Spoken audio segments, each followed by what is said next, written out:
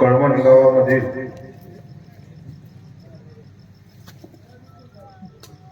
विविध विकास कामाच्या निमित्ताने आणि मी आमदार झाल्यानंतर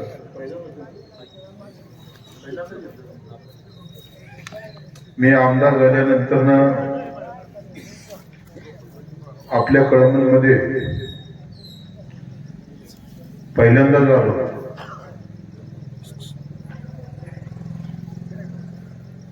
कळवणकरांना एवढंच, अनेक आपले प्रश्न असतात, अनेक आपल्या मागण्या असतात. परिवारामध्ये 5 भाऊ असले, सगळ्या भावांची वडील पूर्ण करत नाही, परंतु त्याच्या मागणीला न्याय देण्याचं काम. 150 गावं, पंढरपूरची 17 गावं, मोहोळची 104 गावं, मोहोळ शहर आणि उत्तर सोलापूरची 24 गावं, असा हा 3 तालुक्याचा मोहोळ विधानसभा मतदारसंघ. एकात दुसरं काम राहिलं तरी बी आता एक तरुण आमचा मित्र म्हणला की आमदार साहेब असंच आहे, निश्चितपणानं तुझं काय काम राहिलं असेल आणि माझ्या हातातून जर शब्द गेला असेल तर माझं आडनाव खरे लक्षात ठेव. मी कधी आम्हाला डाग राबू दिला नाही. कारण दुष्काळ पडला त्यावेळेला 17 टँकरनं मी मोहोळ तालुक्याला पाणी पोहोचत होतो. 20,000 लिटरचे टँकर होते. सामाजिक बांधिलकी जपणारा मी कार्यकर्ता आहे. ठीक राहिलं असं तुझं काम ताबडतोब पूर्ण केलं जाईल, एवढं आश्वासन मी या सगळ्या कळवणवासियांच्या समोर देतो. आज आपण दारपळ फाटा, या दारपळ फाट्यापाशी आपल्या अनेक मुली या बस स्टॉपला थांबायच्या बसची वाट बघत. संजय लंबेंनी माझ्याकडे मागणी केली, भाऊ ऊन असेल, वारा असेल आणि पाऊस असेल तर मुली चित्री घेऊन भिजतायत, ऊन असेल तर कड्या उन्हात त्यांना थांबावं लागतंय. म्हणून ताबडतोब आमदार फंडातून आपण त्या शिकणाऱ्या मुलींसाठी जोपर्यंत एसटी किंवा जोपर्यंत बस येत नाही तोपर्यंत ती चांगली सुरक्षित आपली त्या बस स्टॉपला थांबली पाहिजे.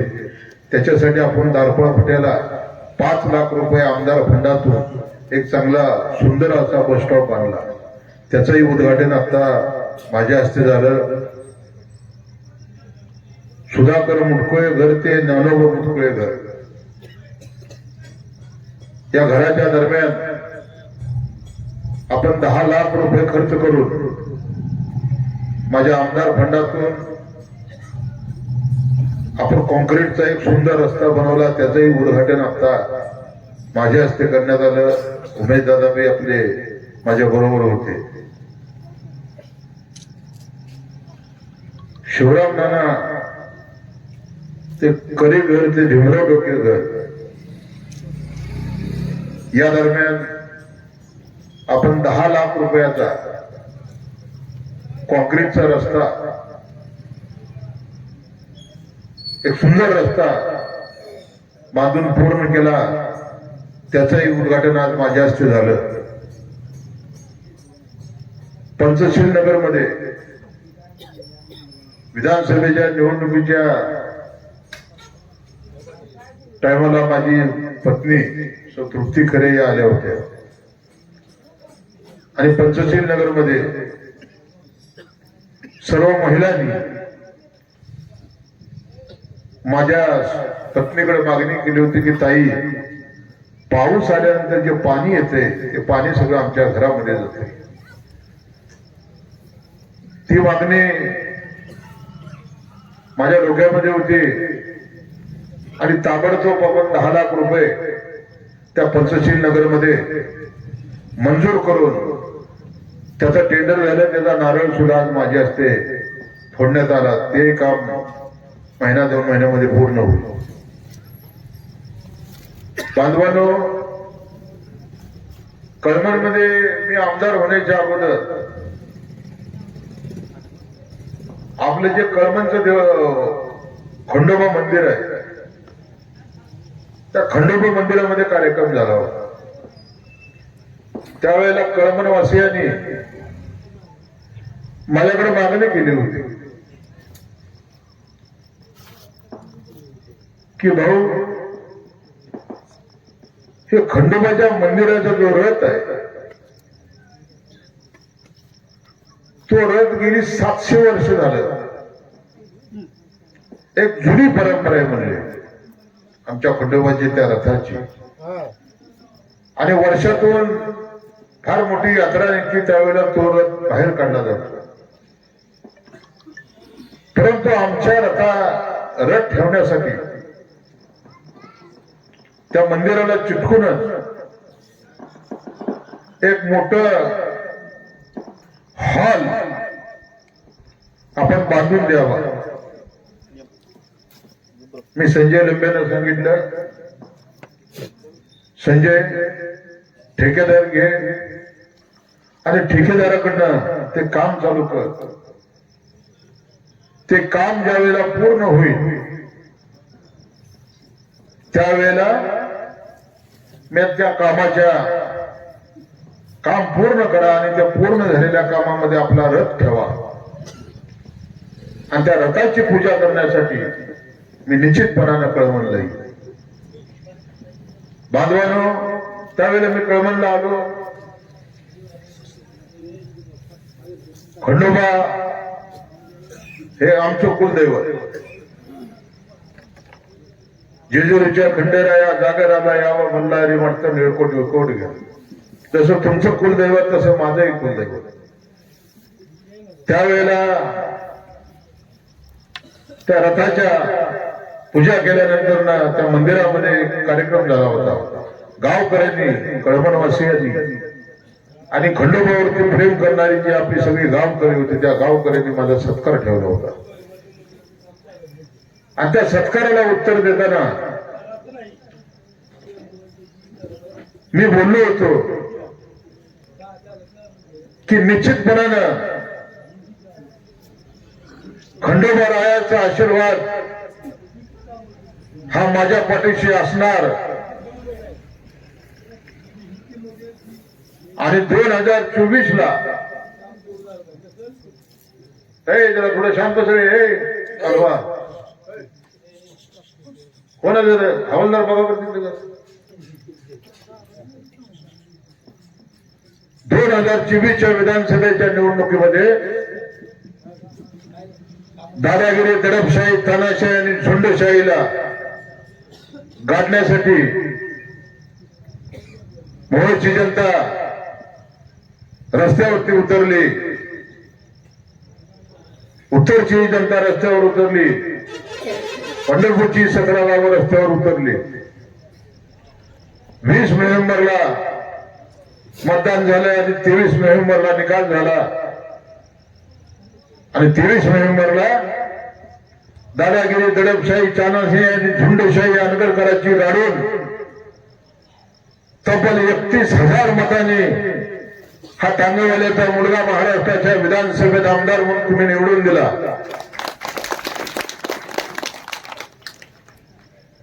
त्याच्यामध्ये कळमणचा सिंहाचा वाटा होता. या जन्मामध्येच नाही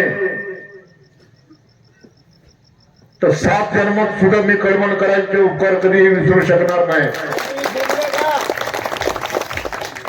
40 वर्षाची अनगाकर पाटलाच्या घरामध्ये असणारी सत्ता उचल लावण्याचं काम, महान काम आपण केलं.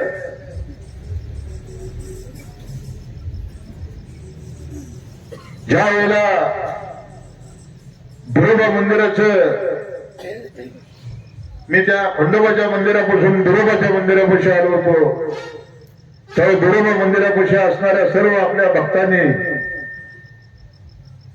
संजू मला तिथे घेऊन गेला आणि सांगितलं की आपल्याला बिरोबा मंदिराचं रंगकाम पूर्ण करायचं आहे भाऊ. मी कधीही खिशाकडे बघितलं नाही. ताबडतोब आपल्या बिरोबा मंदिराचं रंगकाम पूर्ण करून दिलं आणि मग नंतर म्हणलं मी मग त्या बिरोबाच्या मंदिराच्या दर्शनासाठी आलो. हा राजू खरे दिल्या शब्दाला जागणारा राजू खरे.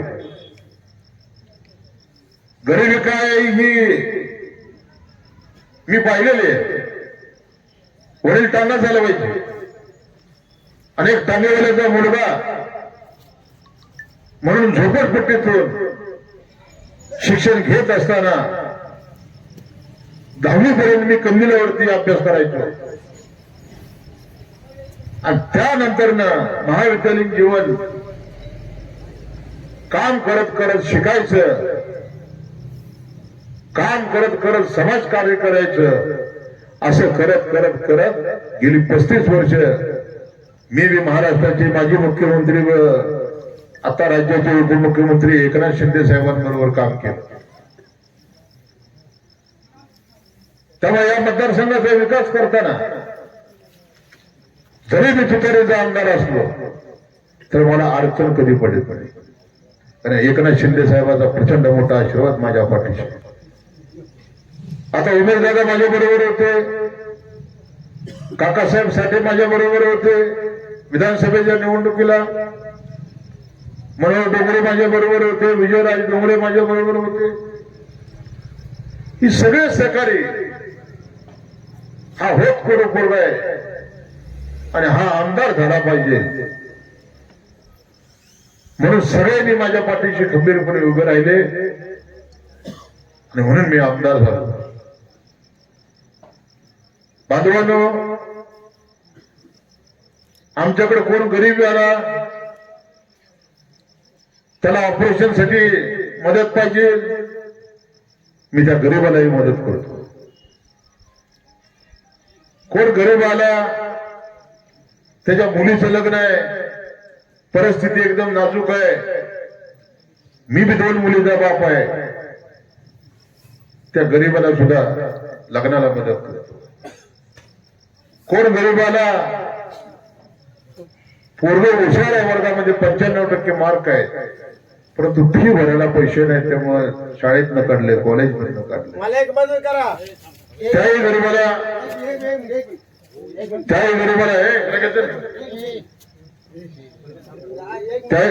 गरीबाला मदत करण्याची भूमिका ही तुमच्या आमदाराने ठेवली. बांधवांनो, आयुष्यामध्ये काय न्यायचं नाही,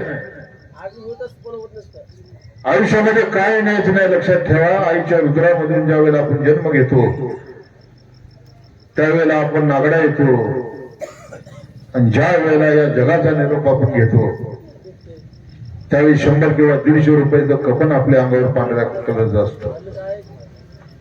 आमच्याकडे साखर कारखाना नाही, माझ्याकडे सूतगिरणी नाही, माझ्याकडे बँक नाही, माझ्याकडे आंबेडकर पाटलासारखा नक्षत्रासारखा दारूचा कारखाना नाही, माझ्याकडे शाळा नाही, माझ्याकडे कॉलेज नाही. बांधवांनो, माझ्याकडे पिठाची चक्की सुद्धा नाही, परंतु आमची दानत आहे. आयुष्यात या समाजाचं काहीतरी आपण देणं लागतोय, या उदात्त भावनेतून समाजाला आपण काहीतरी मदत केली पाहिजे. हे आपलं आयुष्य समाजाच्या कामाला कुठेतरी उपयोगी पडलं पाहिजे, ही भूमिका माझ्यासारख्या कार्यकर्त्याने जपली. गेली 35 वर्ष ज्यावेळी शिवसेनेमध्ये काम करत होतो त्यावेळी 80% समाजकारण आणि 20% राजकारण हा मूल मंत्र बाळासाहेब ठाकरेंनी आम्हाला दिला. 20% सुद्धा राजकारण कधी आम्ही केलं. 100% समाजकारण करण्याचं काम केलं. पंढरपूरला राहणारा राजू खरे, कळवणमध्ये संजय लंबे असतील, वडाळ्यामध्ये काका असतील, आकाश आहे, इथं उमा मॅडम आहेत, असे कित्येक कार्यकर्ते पदाधिकारी हे जुडले गेले. कामाचा माणूस आहे, लोकांसाठी काम करणारा माणूस आहे आणि हा माणूस आमदार झाला पाहिजे. बांधवानो, आज 1 वर्ष याला आमदार झालो. आपण 70 ते 80 लाख रुपयाचा निधी हा कळवण गावासाठी दिला. आताही लवकरच तुमची जवळजवळ संजय 21 लाख रुपयाची व्यायामशाळा ती सुद्धा मंजूर झाल्याच जमाईल. त्याचाही नारळ लवकर आचारसंहितेच्या अगोदर फुटला जाईल. आपल्या तरुण बांधवांसाठी आपण 21 लाख रुपयाची व्यायामशाळा दिली. बांधवांनो, विकास हा तुम्हाला समोर ठेवून केला पाहिजे. आम्ही विकासाची गंगा सर्वसामान्य माणसासाठी आणली. मोहोळ तालुक्यामध्ये तुम्ही पाहिलं, विधानसभेचा निकाल झाला. माझ्यासारख्या कार्यकर्त्याला आमदार म्हणून लोकांनी निवडून दिलं. ज्या वेळेला मोहोळ तालुका माझ्या ताब्यामध्ये आला त्यावेळी गेल्या महिन्यामध्ये निवडणुका झाल्या. तुम्ही पाहिलं असेल, प्रचंड मोठी ताकद राजन पाटलांनी लावली. परंतु मोहोळ नगरपालिकेमध्ये मी सांगत तोच नगराध्यक्ष निवडून आला आणि मोहोळ शहर आपल्या ताब्यामध्ये ठेवण्यामध्ये आपण यशस्वी झालो. 40 वर्षानंतर मोहोळ आपण काढून घेतलं. पहिली विधानसभा घेतली, नंतर मोहोळची नगरपालिका घेतली. बांधवांना आता जिल्हा परिषद पंचायत समितीच्या निवडणूक आहे. विकासाला कुठेही कमी पडणार नाही, लक्षात ठेवा. उमेशदादा राष्ट्रवादी काँग्रेस पक्षाचे जिल्हाध्यक्ष आता बोलून गेले. बरंच काय तुमच्या उत्तरच्या नेत्यावरती बोलले. परंतु हे सुद्धा आता काय आमच्यासाठी फरक पडत नाही. विधानसभेला मला पाडायसाठी दिलीप माने, यशवंत माने जंग पिटाळत होते. मोहोळ तालुक्यानं 28,000चं मताधिक्य मला दिलं. उत्तर सोलापूरनं बरोबरी करून 450 मताचं मताधिक्य दिलं आणि माझ्या पंढरपूरच्या 17 गावाने बरोबरी करून 2000 मताचं मला मताधिक्य दिलं. म्हणजे एवढी सगळी ताकद उत्तरमध्ये माझ्या विरोधात असताना सुद्धा काकासाहेब साठे असतील, संजय लंबे असतील, काकांचे सर्व कार्यकर्ते उत्तर सोलापूरमधल्या या 24 गावातले, आकाश असेल, शिवसेनेचे दोन्ही गट महाराष्ट्रामध्ये पहिल्यांदा पाहायला मिळालं असेल तुम्हाला या मोहोळ मतदारसंघात की दोन्ही शिवसेना माझ्या बरोबर होते. इकडे एकनाथ शिंदे साहेबांची शिवसेना माझ्या परिसरात बरोबर होती, इकडे उद्धव साहेबांची शिवसेना माझ्या बरोबर प्रचारात होती. आणि ही किमिया मी करू शकलो त्याला कारण मी आयुष्यातली 35 वर्ष शिवसेनेत काढलो होते. मी बाळासाहेबांचा सैनिक आहे. या निवडणुकीत कुठल्याही परिस्थितीत पराभव झाला नाही पाहिजे. हा माझा पराभव नाही, शिवसेनेचा पराभव आहे. त्यामुळे दोन्ही शिवसेना प्रचंड ताकदीने उतरले. बांधवांनो, हेच उमेशदादा राष्ट्रवादी काँग्रेस पक्षाचे महाराष्ट्राचे प्रवक्ते होते. स्वतःच्या प्रवक्तेपदाचा राजीनामा दिला, अजितदादाला सोडलं आणि माझ्या प्रचारात उतरले. मनोहरराव डोंगरे, विजयराज डोंगरे भारतीय जनता पक्षामध्ये होते. त्यांनी भारतीय जनता पक्षाला बाजूला ठेवलं आणि या राजू खरेच्या प्रचाराला ओपन उतरले. मुन्नासाहेब महाडिक आज खासदार आहेत, भीमा सहकारी साखर कारखान्याचे चेअरमन आहेत. पुरुष मधला एवढा मोठा कारखाना भारतीय जनता पक्षाचे असताना सुद्धा आणि महायुतीमध्ये बरोबर असताना सुद्धा मुन्नासाहेबांची सगळी फौज त्या राजू खऱ्याच्या प्रचारासाठी रस्त्यावर उतरली. बांधवांना काय दिलं असं? पंढरपुरातून परिचारकची फौज आपल्या बरोबर उतरली. ते तर भाजपमध्ये होते. डोंगरे परिवार भाजपमध्ये होता. मुन्नासाहेब भाजपमध्ये होते. परंतु सर्वसामान्य माणसाचं काम करणारा हा कार्यकर्ता आहे आणि हा कार्यकर्ता कसल्याही परिस्थितीत महाराष्ट्राच्या विधानसभेत आमदार म्हणून गेला पाहिजे म्हणून सगळ्यांनी मला साथ दिली. बांधवांना आपल्याला विकास करायचा. विकासाच्या बाबतीमध्ये हा उत्तर सोलापूर तालुका मागे राहिला नाही पाहिजे. हे कळमण मागे राहिलं नाही पाहिजे. ही भूमिका उद्या येणाऱ्या काळामध्ये माझी असते. मी आमदार झाल्यानंतर 70-80 लाख रुपयाचा निधी दिला. आता 1 वर्ष कुठं झालेलं आहे. 4 वर्षाचा काळ आहे. या साईडला माझ्या बरोबर एकनाथ शिंदे साहेब आहेत. या बाजूला माझ्या बरोबर अजितदादा आहेत. दोन्ही उपमुख्यमंत्र्यांची ताकद आज माझ्या पाठीशी खंबीरपणाने उभी आहे. त्यामुळे या मतदारसंघामध्ये विकासापासून आपण कुठंच कमी पडणार नाही. जे जे क्रमण करायला लागेल, जे जे आपण मागणी करतात, ही आमदारकी तुमच्या कामाला आली पाहिजे. सर्वसामान्य माणसाच्या जीवनाला हा आमदार कुठेतरी उपयोगी पडला पाहिजे. त्याच्या सुखदुःखामध्ये सहभागी झाला पाहिजे. ही भूमिका लक्षात ठेवा. मी सकाळी उठल्यापासून ते रात्री झोपेपर्यंत मी मला सांगितलं तुम्हाला, यांच्याकडे कारखाने आहेत, त्यांच्याकडे सूतगिरणी आहेत, त्यांच्याकडे बँका आहेत, त्यांच्याकडे काय पंचायत समिती आहे, त्यांच्या काय बाजार समिती आहे, सगळं काय असून सुद्धा यांची दानत नाही. लक्षात ठेवा. गोरगरिबाला मदत करण्याची दानत नाही. पूर आला, 100 वर्षात मोहमध्ये पूर नव्हता असा पूर आला होता. 35-40 गावं पुराने वेढली होती. आणि हा आमदार राजू खरे उमेश पाटलांना बरोबर घेऊन, काही ठिकाणी विजयराज डोंगरेंना बरोबर घेऊन त्या 35-40 गावामध्ये शेवटच्या माणसापर्यंत भेटण्याचं काम करत होता. असा पूर कधी माझ्या आयुष्यात मी पाहिला नाही. परंतु 75, 80, 85 वर्ष, 90 वर्ष असणारी ज्येष्ठ आपली मंडळी सांगत होती की आमच्या हयातीत आमदार साहेब असा पूर बघितला नाही. एकदम रुद्र त्या पुराने घेतलं होतं. लांबुटीच्या ब्रिजला पाणी लागलं होतं. आता 1 तासाभरांनी लांबुटीचा पूल बुजल आणि सोलापूरची वाहतूक बंद होईल. काय अवस्था झाली असं सांगा. आपण शेतकरी आहात. गाडी जात नव्हती तिथं ट्रॅक्टर मधनं गेलो. ट्रॅक्टर जात नव्हता तिथं दुसरी वाहनं वापरली.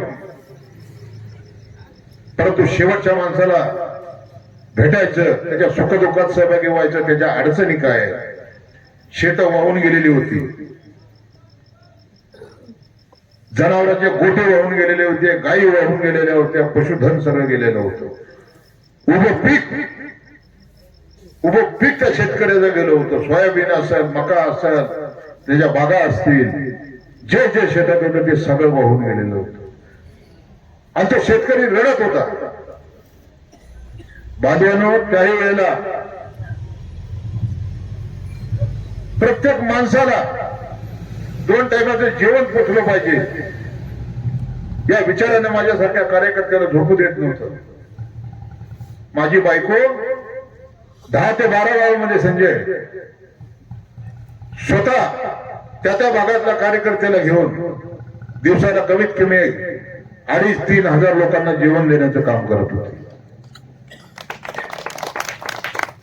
नवरात्राचे दिवस होते, उपवासाचे दिवस होते. त्या उपवासाच्या ह्याच्यामध्ये माझ्या माता भगिनीला कुठेतरी फळं पुचली पाहिजे. केळी असेल, सफरचंद असेल, टेम्पोचे टेम्पोस खरेदी करून त्या 10, 15, 20 गावामध्ये माझी पत्नी सगळ्या महिलांना तिथं उपासामध्ये ते फळं फूट करण्याचं काम करत होती.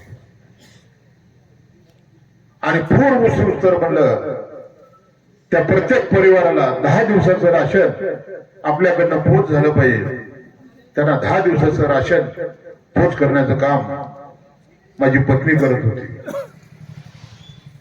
जनावर जी राहिली होती त्यांना कडवा नाही, कुठूनही आणा. सोलापूर जिल्ह्यात कडबा नाही, औरंगाबादवरनं कडबा मागवा, जालन्यावरनं कडबा मागवा, पण तो माझ्या शेतकऱ्याला कडबा मिळाला पाहिजे. तो कडबा पोच करण्याचं काम करतो. तहसीलदार असेल, प्रांत असेल, तलाठी असेल, ग्रामसेवक असेल, त्याला सज्जड असा दम देत होतो की 100% पंचनामे शेतकऱ्याचे झाले पाहिजे. शासन ज्या वेळेला नुकसान भरपाई देईल त्यावेळी शेतकऱ्याला मिळेल, पण तो वंचित राहता कामा नाही. तोंड बघून अजिबात पंचनामा करायचा नाही. ज्याचं शेत गेलं, ज्याचं घर गेलं, ज्याचं जनावर गेलं, त्याचा पंचनामा झालाच पाहिजे. ही भूमिका बांधवांना आपण त्यावेळी ठेवली. मोहोळ तालुक्यामध्ये 5 मंडळं गेली, पूरग्रस्त पण शासनानं जाहीर केली. 4 मंडळं जाहीर केली नाहीत. मोहोळ तालुक्यामध्ये 9 मंडळं होती. हे पत्रकार बसलेत बघा, त्यांची गाव आहेत त्याच्यामध्ये मंडळात. पूर ओसरतो तोपर्यंत रातोरात मुंबई गाठली. उमेश नगरला म्हणलं बरोबर झाला, राज्याची तिजोरी म्हणलं तुमच्याकडे अजितदादा पवार. का राजीव खरे स्वतःला थोडी मागतोय. त्या 4 मंडळाला उद्या जरा पूरग्रस्त म्हणून जाहीर केली तर कमीत कमी प्रत्येकाला शासनाची नुकसान भरपाई मिळेल. गुडघे इतके पाणी होतं चारही मंडळामध्ये. म्हणजे 5 मंडळामध्ये पूर आलाय आणि त्या 4 मंडळामध्ये पाऊसच पडला नाही. असं कधी झालं होतं का? ही असली येडजोळी सगळी यंत्रणा, ती कसली यंत्र लावली ती. म्हणजे वडाळ्यात पाऊस इतका पडलाय की अर्धा अख्खं वडाळ्यात पाणी झालं आणि कळमळला पाऊस नाही. अशा चुकीच्या पद्धतीचा रिपोर्ट दिल्यानंतर मी मुंबईला गेलो. एकनाथ शिंदे साहेबांना भेटलो, अजितदादांना भेटलो. म्हणलं गुडघे इतकं पाणी आहे माझ्या 4 मंडळात. शेतकरी उभा संपलेला आहे म्हणलं. 2 वर्ष तर कमीत कमी उभारणार नाही म्हणलं. सारं फिटफे पाणी गेलेलं आहे म्हणलं. त्याचं वापसा यायला कमीत कमी 3 महिने लागतील म्हणलं शेताला. शासनाची नुकसान भरपाई म्हणून तुम्ही ही घोषित करा. कॅबिनेट मंत्रिमंडळाची बैठक होती दुसऱ्या दिवशी आणि मंत्रिमंडळाच्या बैठकीमध्ये अजितदादांनी आणि एकनाथ शिंदे साहेबांनी सांगितलं की मोहोळची 4 मंडळं ताबडतोब मंजूर करा आणि 4ही मंडळं मंजूर केली. काल या पत्रकाराच्या गावाला कुरुलला कार्यक्रम होता. तर तिथला शेतकरी सांगत होता की कुरुल गावाला कमीत कमी 10 कोटी रुपये मिळाले म्हटले शासन नुकसान भरपाई. हे काम तुमच्या आमदाराचं होतं. आपल्याला आपला शेतकरी असेल, ही तुम्ही बसलेली माणसं तुमच्या जीवनात कुठंतरी सुख आलं पाहिजे तर हा आमदार कामाचा. नाही तर आमदार काय कामाचा.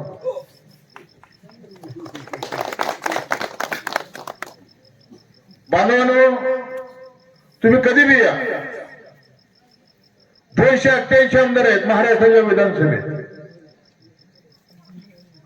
288 आमदारामध्ये हा एकमेव तुमचा आमदार आहे की गुराच्या गोट्यामध्ये झोपतोय.